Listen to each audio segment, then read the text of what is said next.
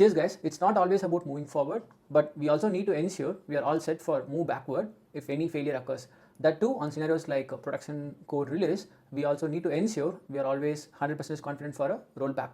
In this video, we will see what various options available to roll back in each and every phases of Git. Before jumping into Git, let's understand what is Git. So Git is a centralized repository where developers store their code bases and they work together as a team in parallel on several features at the same time. For the demo purpose, what I have done is I've created a repository called e-demo and I have initialized the repository locally with the Git clone. So the left side you see is the local repository and the right side you see is the remote repository. So now let's talk about the Git flow, how it would look like. So first, when I start adding the file, let's say test.txt, and the file gets added to the working directory.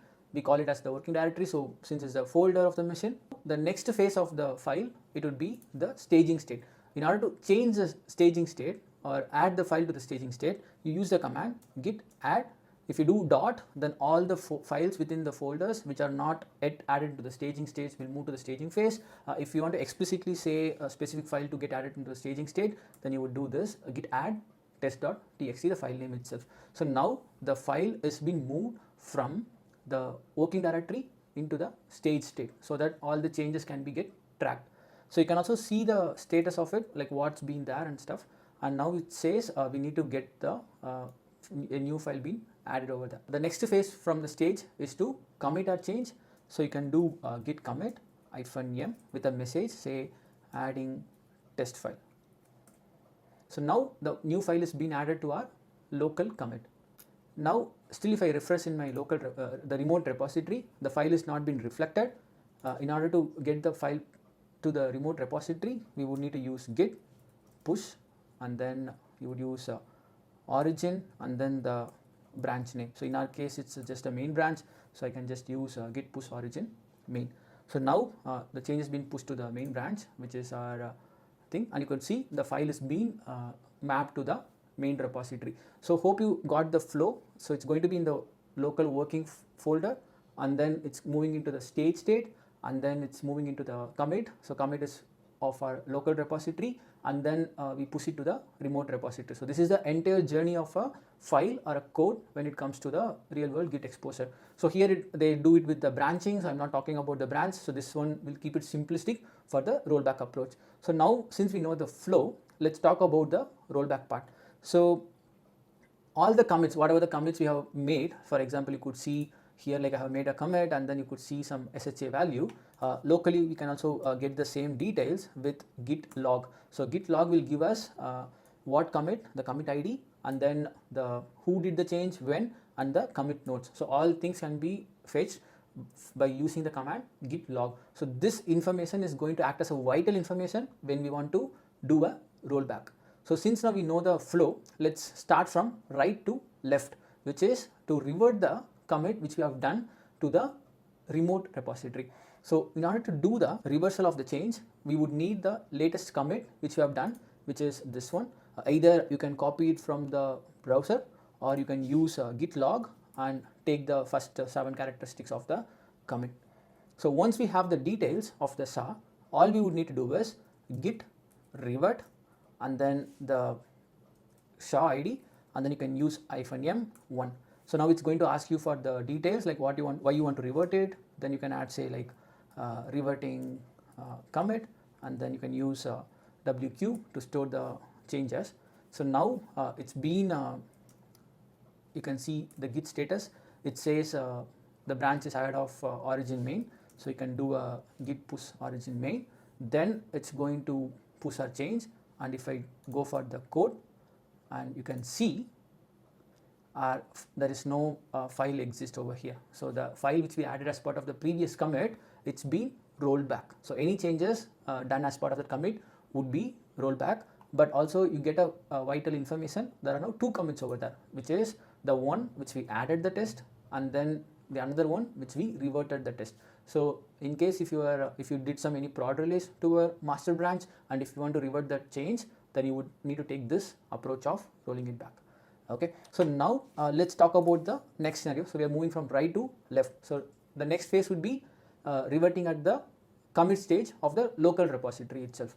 let's see how to do that. So what I'm going to do is I'm going to create a file called, let's say, local.txt. It can be any text file, and I'm going to say this is for demo local commit, right? So what I'm going to do here, let's say I'm going to say the same process. So first we need to move it to the stage state. So now it's in working directory. I'm moving it to the stage state with the command, and then we would need to move it to the local state by using the commit command by saying, let's say, like adding local. So now if you listen, I'm not pushing the changes yet to the remote repository, but I'm feeling I need to add some additional changes to the commit before directly pushing it to the remote repository. So in this case, what I can do is, let me make the change. For example, I can say like I missed to add this line, okay, and also you can, let's check the git log now of our change. So we see like 3 things of adding local and adding test and adding test, right? So totally 3 logs only we are seeing it. So now it's again go back to the stage of local working directory. Now I need to add these changes into the staging state, and then we would do the git commit. I'm going to amend the changes now, okay? So I will say amending last commit per se, and now if we see git log, you would see adding local and things around here, and then the commit, it's just got amended over the previous commit. So what happened here is the previous commit, whatever we had, it's got merged together into the same commit. So rather than having 2 different commits, we can add the latest commit to the same commit as well. So this is one way how we can amend or before pushing it to the remote repository. So if I do now as of git push origin main, then we should see the local.text in the file, and you would just see 3 commits, not 4 commits, though we did 4 commits here, but still in the remote repository you would see just 3 commits, and when we did the git commit -amend, both the changes got merged into a single commit. Okay, so this one way of doing the if you want to do a rollback or you want to combine the changes over here. Okay, so now let's talk about, let's say I'm going to do one more change to this file, adding one more line for at staging test. So far we have talked about like how we can roll back either from the remote repository or at the amending of the state. Now let's talk about the uncommitted change, but which is already staged changes. So in this case we have adding one more line at the staging test as part of the working directory. Now you can see the status, and it says one untracked, which is like it's not yet added to the staged one. So you can do git add and local.text. So now we have this file in the staged part, but it's not yet committed yet.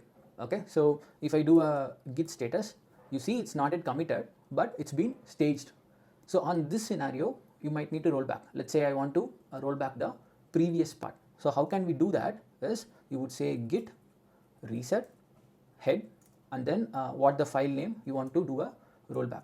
So if you do that, and you see it's been again changed back into the unstaged state. So now comes the next stage, right? So we are coming from right to left. So what happens to roll back the unstaged commit? So what we can do to roll back an unstaged commit, you can say git checkout and then head the file name. So in this case it's going to be local.text. You see the unstaged file is being rolled back. So this is how you can roll back. If anything it's been in unstaged condition, you can use this command git checkout head and then the file name to get it rolled back. Okay, so there can be scenarios where you are working on a specific branch, and before even staging it you want to change a different branch and you want to do it. So how can we handle such scenario? Let's say I'm going for this specific file and say I'm working on branch A, let's say, and I might need to create a new branch. Let's say git checkout -b is for creating a new branch, and you would see here it's being a new branch, and let's say I'm doing some changes like new branch, and if I want to do a git checkout main, it's changed to a main branch, but still if you see when I was jumping from one branch to the another branch, you still see all the files being getting carry forward, right? But we might not need to carry forward the changes. We just want to go into the state how the main branch is in. So how can we do that? So let me quickly move into the new branch. So I just do git checkout new, and what I'm going to do here is I'm going to say git stash. Okay, so when I say git stash, all the unstaged files will be stored in a temporary state, and if I move to the git checkout, let's say May, the stashed or what work I was currently doing won't be reflecting in the new branch which I was carry forward, so that it's going to be in a completely new state. And if I want to go back and resume, let's say if I go get checkout new, and to get the changes which I was currently working on in the new branch, I can just say git stash pop. So if I do that, whatever the command which we have done as part of stashed would come back, and then I can resume my work over here. Okay, so these are the generic practice which you follow in the workflow of Git to do the rollback. If you feel your team, your colleague, your friend, anyone would also be strong and need to be like ready to be rolled back for your code base, please feel to share our video to them. YouTube likes the video, which has been more liked, and it's also free as well. So ensure to like our video, do share and subscribe our channel eVidai. See you at another in the next video. Until then, tada bye from Vasan. Thanks.